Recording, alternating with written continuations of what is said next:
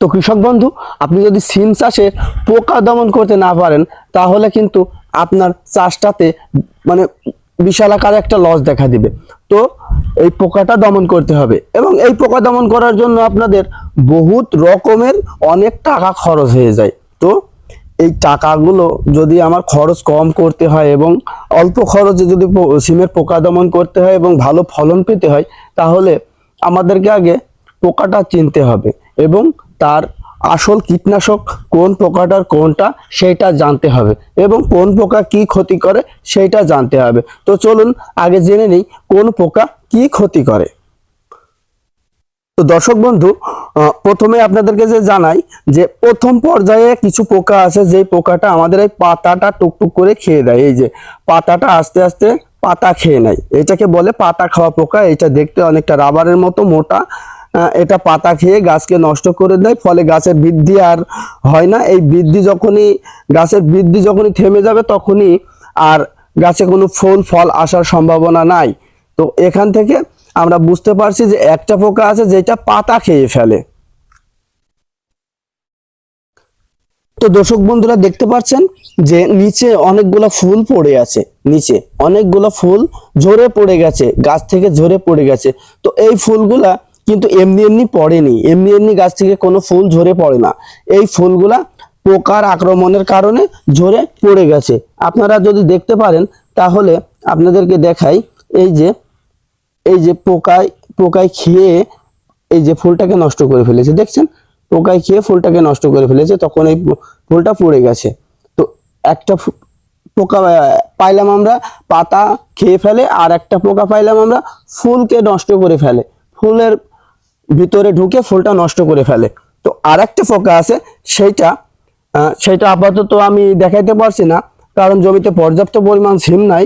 যেই পোকাটা সিমটাকে ছিদ্র করে, এই যে যে সিমটা দেখতে পাচ্ছেন, এই সিমটাকে কানা করবে, এখান থেকে খেয়ে ফেলবে, সিমটা এখান থেকে খেয়ে ফেলবে, বা সিমের যে এই যে ফুলের গুচ্ছ, এই গুচ্ছর ভিতরে ঢুকে সিম খাবে, বা এই যে গুচ্ছর ভিতরে এখানে কানা করে দিবে।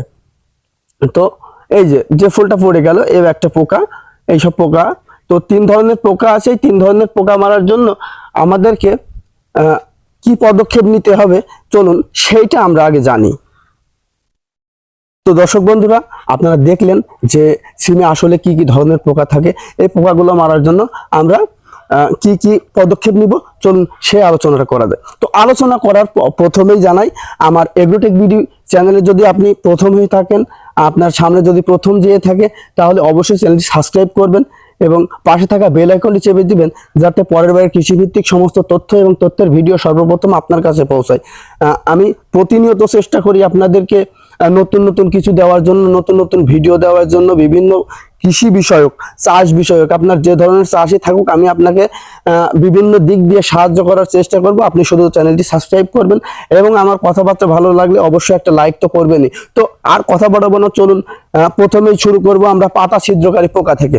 এই পাতা ছিদ্রকারী পোকা যদি আমরা মারতে যাই, তাহলে অবশ্যই আমাদেরকে অ্যামামেকটিন বেনজয়েড, যে কোনো একটা পাতা যেখানে দানা বিষ থাকে পাতার ভিতরে, ওই অ্যামামেকটিন বেনজয়েড 20 টাকা, 25 টাকা, 30 টাকা, 50 টাকা বিভিন্ন রকম পাতা দাম নিবে।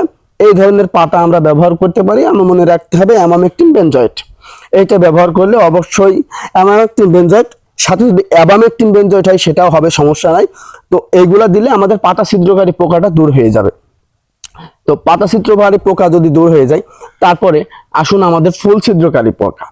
এই ফুল ছিদ্রকারী পোকা এটাই হচ্ছে মারাত্মক পোকা, যেটা ফলে পরিণত হওয়ার আগেই ফুলটাকে নষ্ট করে দেয়। ফলে পরিণত হওয়ার আগেই যদি ফুলটাকে ছিদ্র করে দেয়, তাহলে আমাদের ফলনটা ওখান থেকেই বাধাগ্রস্ত হবে, ফলনটা আমরা আর পাবো না। আমাদের এই পোকাটাকে যদি দূর করতে হয়, তাহলে আমরা কি কীটনাশক নিব? অবশ্যই এই পোকাটাকে যদি আমাদের দূর করতে হয়, তার জন্য আমাদেরকে বাছাই করতে হবে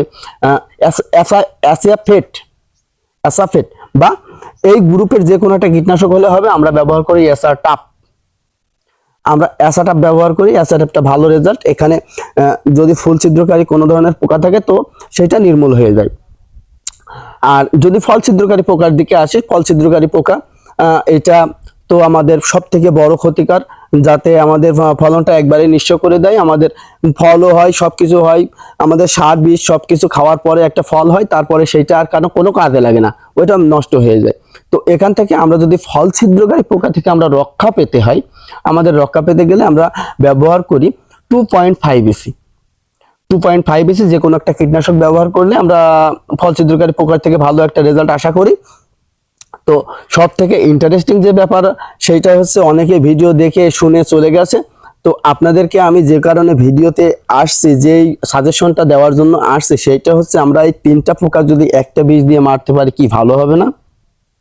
এই 3টা পোকা একটা বীজ দিয়ে মারবো অবশ্যই 100%। আপনি দয়া করে আমার চ্যানেলটি একটু সাবস্ক্রাইব করে দিবেন। আমি এই মুহূর্তে আপনাদেরকে সেই পোকার না সেই বিষের নামটি বলবো, যেটা একটাতেই 3টাই নির্মূল। একটা ব্যবহার করলে 3টাই নির্মূল। আপনার পাতা খেয়ে ফেলা রোগা পোকা, ফুল ছিদ্রকারী পোকা, ফল ছিদ্রকারী পোকা, এই 3টা নির্মূল হবে একটাতে, মাত্র একটা বিষে। তো সেইটার নাম হচ্ছে প্রোক্লেম। আমরা আমাদের সিমের জন্য প্রতিনিয়ত ব্যবহার করে থাকি প্রোক্লেম, সপ্তাহে একদিন। এই একদিনই যথেষ্ট, কোনো রকমের পোকা আমাদের জমিতে থাকে না। তো আমার কথাবার্তা যদি ভালো লাগে অবশ্যই চ্যানেলটি সাবস্ক্রাইব করবেন এবং লাইক করতে ভুলবেন না। একটা লাইক তো আপনার কাছ থেকে আমি আশা করি, তো একটা লাইক করে দিবেন। আর কোনো বিষয়ে ভিডিও চাইলে অবশ্যই একটা কমেন্ট করবেন, আর ভিডিওটা দ্রুত শেয়ার করুন, কারণ কৃষকরা অনেক চেষ্টা করে চাষ করে লাভ করার জন্য, কিন্তু এত ধরনের কীটনাশক যদি ব্যবহার করতে হয় তাহলে তো অবশ্যই সে লাভের মুখ চোখে দেখতে পারবেই না। তো যদি একটা কীটনাশকে 3টা পোকা মারে, তাহলে এই কীটনাশকটা ব্যবহার করাই ভালো এবং সবার জানা দরকার। এই কারণে ভিডিওটা দয়া করে একটু শেয়ার করবেন। আর কথা বাড়াবো না, সবার সুস্বাস্থ্য কামনা করছি। আল্লাহ হাফেজ, ভালো থাকবেন।